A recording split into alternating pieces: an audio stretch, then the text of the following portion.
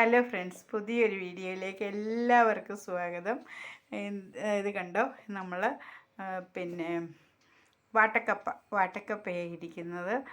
പിന്നെ നമ്മുടെ ശിവചേച്ചി വന്നപ്പോഴാണെങ്കിൽ നമ്മളെ ശിവചേച്ചി കൊണ്ടുവന്ന് തന്നതാണ്. കോട്ടയത്തു നിന്ന് ശിവചേച്ചി വന്നില്ലായിരുന്നു, അപ്പോൾ ചേച്ചി കൊണ്ടു തന്നതാണ് ഈ കപ്പ. വാട്ടക്കപ്പ നമ്മൾ വാട്ടച്ചീനി എന്നും പറയും, വാട്ടക്കപ്പയെന്നും പറയും. നമ്മുടെ ഇവിടെ മുറ്റത്ത് കുറച്ച് കപ്പയൊക്കെ ഉള്ളൂ. കഴിഞ്ഞ പ്രാവശ്യം പിന്നെ 1-2 മൂട് കപ്പയേ ഉള്ളായിരുന്നു. ഈ പ്രാവശ്യം കുറച്ചുകൂടെ കൂടുതൽ. അച്ചാച്ചനാവുമ്പോഴാണെങ്കിൽ അച്ചാച്ചന് ഒരുപാട് കപ്പ നടുവായിരുന്നു. 14 മൂട് 15 മൂടൊക്കെ ആയിരുന്നു നമ്മൾ നടുന്നത്. ഇപ്പം നമുക്ക് കുറച്ചേ ഉള്ളൂ, 8-9 മൂടെങ്ങാണ്ടേ ഉള്ളൂ. കാണാമായിരിക്കുമല്ലോ, വേണ്ട നിൽക്കുന്നു. കുറച്ചേ നട്ടിട്ടുള്ളൂ, അല്ലെങ്കിൽ നമുക്ക് ഇഷ്ടം പോലെ കാണും. പക്ഷെ നമ്മുടെ ഈ കപ്പത്തണ്ട് എന്നല്ലെങ്കിൽ ചീനിക്കമ്പ് എന്നൊക്കെ പറയും. ഇത് ഒരു 49.5 കിലോയൊക്കെ നമ്മുടെ അവിടെ ചേന നിൽക്കുന്നത് കാണാമല്ലോ, നമ്മുടെ ഗേറ്റിൻ്റെ ഇപ്പുറത്ത്. അവിടെയും ഇപ്പുറത്ത് നമ്മുടെ പട്ടിക്കൂടിൻ്റെ അവിടെ നമ്മൾ നടുവായിരുന്നു. പിന്നെ അവിടെ പട്ടിക്കൂടുണ്ടാക്കിയത് ആ 2 സൈഡിലും നടുമ്പം ആ 2 സൈഡിൽ നടുന്ന കപ്പ ഒരു കപ്പ 49.5 കിലോ ഒക്കെ നമ്മൾ പിഴുതെടുത്തിട്ടുണ്ട്. അത്രയും നല്ല ഇഷ്ടംപോലെ അതിനടിയിലോട്ട് ഉണ്ടാവുന്ന. പക്ഷേ ഈ പ്രാവശ്യം അജിമോനാണ് നട്ടേക്കുന്നത്. അച്ചാച്ചനായിരുന്നു പണ്ടൊക്കെ നടുന്നത്. അപ്പോൾ അച്ചാച്ചനെയും കൊണ്ട് തൂമ്പായൊന്നും എടുക്കാനും കൂന്താലിയൊന്നും എടുത്ത് കിളയ്ക്കാനൊന്നും വയ്യ. കൈക്കോട്ടിനൊക്കെയാണ് നമ്മൾ തൂമ്പ കൂന്താലി എന്നൊക്കെ പറയുന്നത് കേട്ടോ. അപ്പോൾ അതുകൊണ്ട് ഈ പ്രാവശ്യം ഇത്രയേ ഉള്ളൂ. എന്നാലും നമുക്ക് ഇതുപോലെ കപ്പ വേണമെന്ന് തോന്നിക്കഴിഞ്ഞാൽ എങ്ങോട്ടും പോകണ്ട. കപ്പയ്ക്ക് നമ്മുടെ ഈ ഒരു വീട്ടിലോട്ട് നമ്മുടെ ജീവിതത്തിൽ ആദ്യമായിട്ട് ഈ വീട്ടിലായാലും കരണ്ടങ്ങ് പോയേ. നമ്മൾ വിട്ടിട്ട് വന്നിട്ടായാലും നമ്മുടെ ജീവിതത്തിൽ ആദ്യമായിട്ടാണ് മറ്റൊരിടത്തു നിന്ന് നമ്മൾ കപ്പ കൊണ്ടുവന്ന് ഇട്ട് കഴിക്കുന്നത്. കാരണം നമുക്ക് ഇഷ്ടം പോലെ കൃഷിയായിരുന്നു. ഇഷ്ടം പോലെ അച്ചാച്ചനെ അറിയാവുന്ന ആരെങ്കിലും ഉണ്ടെങ്കിൽ അറിയാം. ഇഷ്ടം പോലെ കൃഷികൾ ചെയ്യുമായിരുന്നു. നമ്മുടെ ചേമ്പും ഒരു മൂട് ചേമ്പൊക്കെ കിളച്ചെടുത്ത് കഴിഞ്ഞാൽ ആ ചേമ്പ് ഒരു 15 കിലോ 20 കിലോ ഒക്കെ ചേമ്പ് വിത്ത് കാണും. ഒരു ചേമ്പും വിത്തെന്ന് പറഞ്ഞു കഴിഞ്ഞാൽ 3 കിലോയൊക്കെ കാണും. പണ്ട് ഞങ്ങളുടെ ചെറുപ്പത്തിൽ ഇതുപോലെ ചേമ്പ് കിളച്ച് കഴിഞ്ഞിട്ട് നമ്മൾ വിൽക്കും. നമ്മുടെ ആവശ്യത്തിന് എടുത്ത് കഴിഞ്ഞിട്ട് നമ്മൾ വിൽക്കുമല്ലോ. അപ്പോൾ നമ്മൾ വിൽക്കുമ്പോഴൊക്കെ ഈ കാലത്ത് കഴിക്കുന്ന പോലെയല്ല ആൾക്കാർ ആ കാലത്ത് ഇതൊന്നും കഴിക്കുന്നത്. പുഴുക്കൊക്കെ തിന്നുന്നത് ഇഷ്ടം പോലെ അങ്ങ് തിന്നുമോ, വലിയ മുറത്തിനകത്തോട്ട്. ഇപ്പോഴല്ലേ പ്ലാസ്റ്റിക് മുറമൊക്കെ, അല്ലാതെ നേരത്തെ അല്ലാത്ത സൈസ് മുറവാണല്ലോ. ഈറയുടെയൊക്കെ അങ്ങനത്തെ മുറവാണെന്നുള്ളത്. ആ മുറത്തിനകത്തോട്ട് നമ്മളിങ്ങനെ ഒരില വാഴയില അങ്ങോട്ട് വെട്ടി അങ്ങോട്ട് ഇടുക. എന്നിട്ട് അതിലോട്ട് നമ്മൾ ഇത് പുഴുക്ക് കുടഞ്ഞങ്ങിടുക. വലിയ കലത്തിനകത്തൊക്കെ പുഴുക്കുണ്ടാക്കിയിട്ട് കുടഞ്ഞങ്ങിടുക ചെയ്യുന്നത്. അങ്ങനെയായിരുന്നു പണ്ടത്തെ കാലത്ത് കേട്ടോ. പുഴുക്കും എല്ലാം കൂടെ പുഴുങ്ങിയിട്ട് ചേനയും ചേമ്പും കാച്ചിലും എല്ലാം കൂടെ പുഴുങ്ങി എന്തെല്ലാം നമ്മൾ പുഴുക്ക് വകകളുണ്ടോ അതെല്ലാം ചേർത്ത് പുഴുങ്ങിയിട്ടാണ് കപ്പ, ചേന, ചേമ്പ്, കാച്ചിൽ കിഴങ്ങ് അങ്ങനെയുള്ള സാധനങ്ങളെല്ലാം ചേർത്തങ്ങോട്ട് പുഴുങ്ങുക.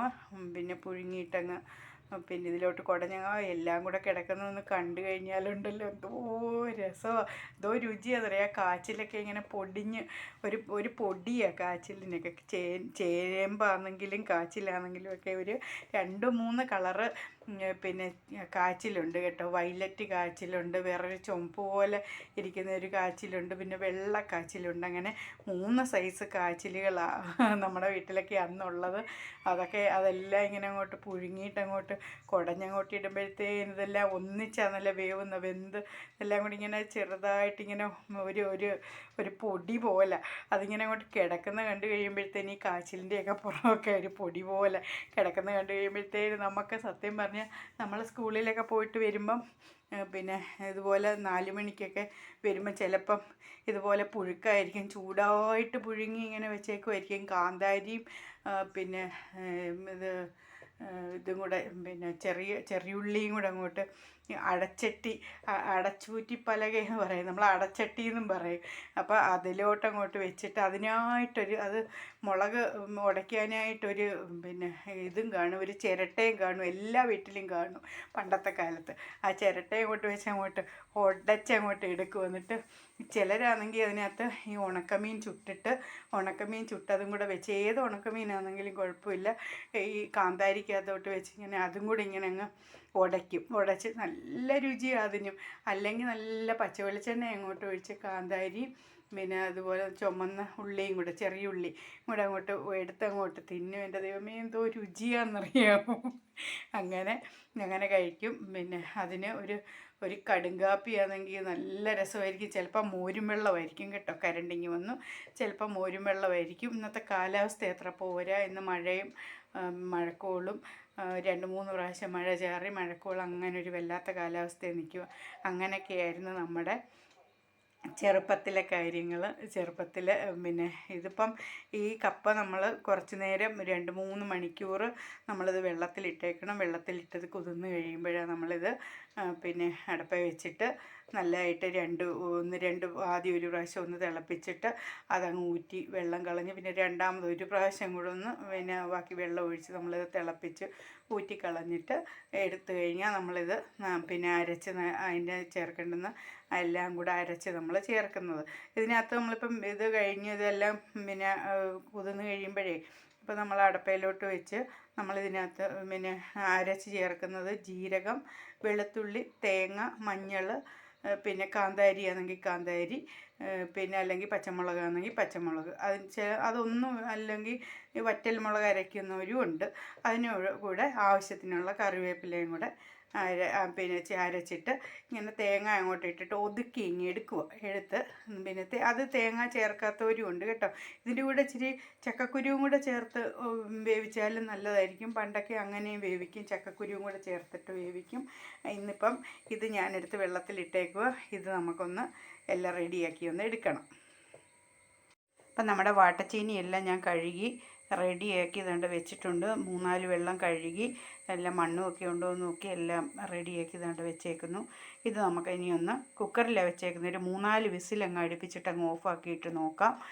പിന്നെ പെട്ടെന്നൊക്കെ വേവുമായിരിക്കും ചിലപ്പം, നോക്കാം. എന്തായാലും പെട്ടെന്നുള്ള 4 വിസിൽ അടുപ്പിച്ച് നമുക്കൊന്ന് ഓഫാക്കിയിട്ട് നമുക്കെടുത്ത് നോക്കാം എങ്ങനെയുണ്ടെന്ന്. ഞാൻ അടപ്പയിലോട്ട് വെച്ചിട്ടുണ്ട്, അതവിടെ ഇരുന്ന് റെഡി ആവട്ടെ. പിന്നെ അതിന് അരയ്ക്കാനായിട്ടുള്ള സാധനങ്ങൾ ഞാൻ എടുത്തിട്ടുണ്ട്. കറണ്ട് ഇടയ്ക്കിടയ്ക്ക് അങ്ങ് പോവുമായതുകൊണ്ട് ഇനി ഒരു സാധനം കൂടെ എടുത്തുകൊണ്ട് വരണം, കറിവേപ്പില. അതിപ്പം ഇവിടുന്ന് അങ്ങ് എടുക്കാൻ പറ്റത്തുനിന്ന്. ഇപ്പം കണ്ടല്ലോ, വെളുത്തുള്ളിയുണ്ട്, ജീരകമുണ്ട്, പച്ചമുളകുണ്ട്, ഇനി ഇച്ചിരി മഞ്ഞളും പിന്നെ കറിവേപ്പിലയും മതി. അതുകൊണ്ട് തേങ്ങാപ്പീരയുണ്ട്. ഓക്കെ, ഇതെല്ലാം പിന്നെ ഇനി ഇപ്പം ഇച്ചിരി കറിവേപ്പില എടുത്തുകൊണ്ട് വന്നിട്ട് നമുക്ക് അതെല്ലാം കൂടെ ഒന്ന് ചതച്ച് ഇങ്ങനെ എടുക്കാം, അരച്ച് എടുക്കാം. ഒത്തിരി അങ്ങ് അരയൊന്നും വേണ്ട, ഒന്ന് ചതച്ച് എടുക്കാം. നമ്മൾ പറയും ചതച്ചെടുക്കുക, ഒതുക്കിയെടുക്കുക എന്നൊക്കെ പറയും. എല്ലാം ഒതുക്കി എടുത്തിട്ടുണ്ട്. പിന്നെ നമ്മൾ പിന്നെ അരകല്ലിൽ വെച്ചിട്ട് അരയ്ക്കുകയാണെങ്കിൽ നമ്മൾ മുളകും മല്ലിയും മുളകും പിന്നെ ഇതുപോലെ ബാക്കി സാധനങ്ങളെല്ലാം ചേർത്തിട്ട് നമ്മൾ നല്ലതായിട്ടത് അരച്ച് കഴിഞ്ഞിട്ട് പിന്നെ നമ്മുടെ പിന്നെ തേങ്ങയൊന്ന് ചതച്ച് ഇങ്ങനെ എടുക്കത്തതേ ഉള്ളൂ. ഒന്ന് പതുക്കെ ഒന്ന് അങ്ങോട്ടും ഇങ്ങോട്ടും ഒക്കെ ഒന്ന് ഉരുട്ടി ഇതാക്കി എടുക്കത്തതേ ഉള്ളൂ. അതിന് നമ്മൾ ഒതുക്കിയെടുക്കുമെന്ന് പറയുന്നത്. അങ്ങനെ അത്രയേ ഉള്ളൂ. പിന്നെ ഇതിപ്പം ഞാൻ മിക്സിക്കകത്തിട്ടൊന്ന് ചെറുതായിട്ടൊന്ന് ചതച്ചിങ്ങി എടുത്തിട്ടുണ്ട്. ആദ്യം കുറച്ച് തേങ്ങയും പിന്നെ ജീരകവും വെളുത്തുള്ളിയും എല്ലാം കൂടെ ഒന്ന് പിന്നെ ചേർത്തിട്ട് അത് ഇച്ചിരി വെള്ളം ഒഴിച്ചൊന്ന് അരയ്ക്കും കേട്ടോ. അരച്ച് അന്നേരം അത് ആ സാധനങ്ങളെല്ലാം നല്ലപോലെ അങ്ങ് അരഞ്ഞ് കഴിഞ്ഞിട്ട് ബാക്കി കുറച്ച് തേങ്ങ മാറ്റി വെച്ചേക്കും. അത് അതിലോട്ട് ഇട്ടിട്ട് വെറുതെ ഒന്ന് ക്രഷ് ചെയ്തിങ്ങ് എടുക്കുകയോ ചെയ്യുന്നത്. പിന്നെ നമുക്ക് ഇന്നലെ കിട്ടിയ ബീഫിൻ്റെ കാര്യം ഞാൻ പറഞ്ഞായിരുന്നു. നമ്മുടെ ബീഫ് ഇതാണ്ട് ഇതിനകത്ത് ഈ വാരിയല് അത് പിന്നെ നേർച്ചയാണല്ലോ. ഇതിനകത്ത് വാരിയല്ലൊക്കെയാണ് ഉള്ളത്, കൂടുതലും വാരിയല്ല കൂടുതലും ഉള്ളതെല്ലാം എല്ലുകളാണ്, എല്ലാ എല്ലുകളാണ് ഉള്ളത്. ഇതെല്ലാം ഇല്ലാന്നേ, എല്ലാം ഇതുമില്ല. ഇതിനകത്ത് നല്ല ഒരു കഷ്ണം, നല്ലൊരു കഷ്ണം, ഒരു കുഞ്ഞ് പിന്നെ ഇതിൻ്റെ കഷ്ണവും കൂടെ ഉള്ളത്, ഒരു കരളിൻ്റെ ഒരു കഷ്ണം, അത്രയേ ഉള്ളൂ. അത്രയൊക്കെ ഉള്ളത്. കുഴപ്പമില്ല. ഇത്രയും ദൈവം തമ്പുരാനോട് നന്ദി പറയുന്നു. പക്ഷേ ഇതിനകത്ത് ഇതിൽ പിന്നെ ഈ എല്ലയിലൊക്കെ ഉണ്ട് മാംസം, കണ്ടോ? എല്ലയിലൊക്കെ മാംസമുണ്ട്. മാംസമുള്ളത് ഇങ്ങനെ ആയിരിക്കും. വാരിയൽ ഇങ്ങനെ നല്ല ഇരിക്കുന്നത്. വാരിയൽ ഇങ്ങനെ കിട്ടുന്ന നമ്മൾ പിന്നെ കടയിൽ പോയിട്ട് നമ്മൾ എല്ല് മേടിക്കാറുണ്ടല്ലോ, എല്ലും ഇറച്ചിയും കൂടെ ചേർത്ത് നമ്മൾ മേടിക്കാറുണ്ടല്ലോ. വാരിയെല്ല് മേടിച്ച് കൊണ്ടുവന്നിട്ട് നമ്മളത് നല്ല ടേസ്റ്റ്. അത് വേവിച്ചിട്ട് നമ്മൾ കപ്പയൊക്കെ വേവിച്ച് നമ്മൾ തിന്നും. പിന്നെ അതുപോലെ കപ്പയും എല്ലുകറിയും നമ്മളിങ്ങനെ ഉണ്ടാക്കുമല്ലോ, നല്ല ടേസ്റ്റായിട്ട്. അതുപോലെയൊക്കെ തന്നെ ഇത് നമുക്കെല്ലാം ഒന്ന് വെട്ടി റെഡിയാക്കി എടുത്തുകൊണ്ട് വരാം. അജിമോൻ വരുമ്പോഴത്തേക്ക് നമുക്കൊരു കറിയും വെച്ച് കപ്പയും വേവിച്ച് കൊടുത്തു നോക്കാം. ഇഷ്ടപ്പെടും, വലിയ ഇഷ്ടമാണ് അതൊക്കെ. അപ്പം നമ്മുടെ കപ്പ നല്ല സൂപ്പറായിട്ട് റെഡിയായി വെന്തിരിപ്പുണ്ട്. അജിമോനൊന്ന് ഉപ്പ് നോക്കിയായിരുന്നു. അജു ഇപ്പം മുട്ട കൊടുക്കാനായിട്ട് പോയി. എന്നിട്ട് നമ്മുടെ ബീഫ് കറി വെന്തുകൊണ്ടിരിക്കുന്നു. ഇനി അതൊന്ന് വെന്ത് വരട്ടെ. അപ്പോഴത്തേക്ക് ഞാൻ പോയിട്ട് അജിമോൻ്റെ യൂണിഫോം ഒന്ന് കഴുകിയിടട്ടെ. അപ്പം നമ്മുടെ ബീഫ് കറി റെഡി ആയിട്ടുണ്ട്. നമ്മുടെ ബീഫ് കറി പിന്നെ ശരിക്ക് കാണുന്നോന്നറിയുന്നില്ല. ബീഫ് കറി എല്ലാം റെഡിയായി. അതുകൊണ്ട് വെട്ടം അധികം ഇല്ലെന്ന് തോന്നുന്നുണ്ട്. പിന്നെ കപ്പയും അടച്ച് വെച്ചേക്കുന്നു. കപ്പയും റെഡിയായി, ബീഫ് കറി റെഡിയായി. ഇനി നമുക്ക് കഴിക്കാം. അങ്ങനെ എല്ലാം റെഡിയായി. അതാണ്ട് ചക്കര ഇരുന്ന് തിന്നുന്നു. ചക്കയല്ല തിന്നുന്ന, ചക്കരയെന്ന്. കപ്പ തിന്നുന്നു അജിമോൻ.